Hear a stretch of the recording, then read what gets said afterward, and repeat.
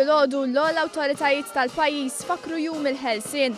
Dan f'ċerimonja li din is-sena saret ġimgħa qabel minħabba li l-31 ta' Marzu se jaħbad f'Sibtilajt.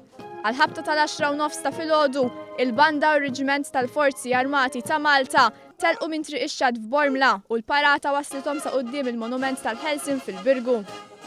Hemm waslu l-awtoritajiet tal-pajjiż, il-President ta' Malta Mary Louise Coleiro Prega, il-Prim Ministru Joseph Muscat u l-Kap tal-Oppożizzjoni Adrian Delija.